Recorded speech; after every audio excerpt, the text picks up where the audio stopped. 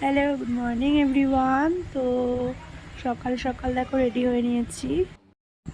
তো আজ আমরা যাচ্ছি একটা ট্রেনিংয়ে, তো সেজন্য দেখো সবাই সেজেগুজে কি সুন্দর রেডি হয়ে নিয়েছে, গাড়িতে বসে আছে, গাড়ি ছাড়বেই মাত্র। তো গাড়ি ছেড়ে দিয়েছে।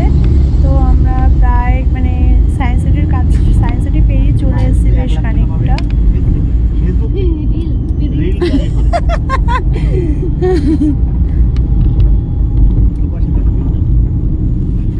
দেখতে দেখতে কি সুন্দর একটা ব্রিজ। তোমরা বলতে পারবে এটা কোন ব্রিজ? কমেন্ট বক্সে কমেন্ট করে জানাবে। গ্রামের প্রকৃতি দেখতে দেখতে কখন যে শহরের ওই প্রাচীর ঘেরা বাড়িগুলোর সামনে চলে এলাম বুঝতেই পারলাম না।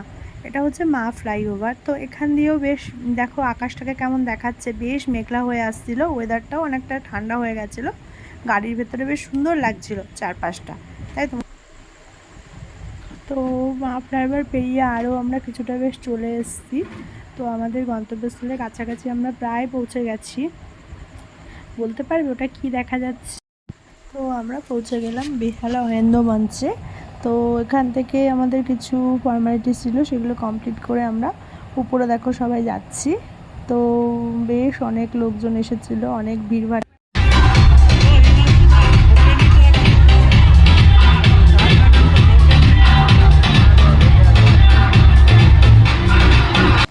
তো এখানে আমার একটা রেকগনিশন ছিল। দেখো বেশ নিজে খেটে কোনো কিছু অ্যাচিভ করার একটা মজাই আলাদা, এর একটা অনুভূতি যেন অন্যরকম। জানি না কার কী হয়, তবে আমার তো সাংঘাতিক রকমের ভালো লাগা কাজ করে।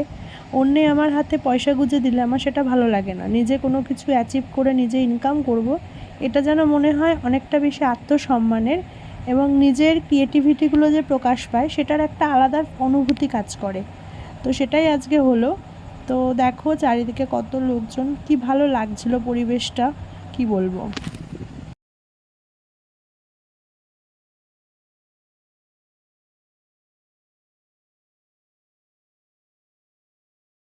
তো দেখতে দেখতে কখন যে আমাদের ট্রেনিংটা কমপ্লিট হলো, কখন যে এতটা সময় পার করে ফেললাম বুঝতেই পারলাম না। তো ট্রেনিং শেষে আমরা আমার বাইরে বেরোলাম, কারণ বাড়ি ফেরার তাড়া আছে।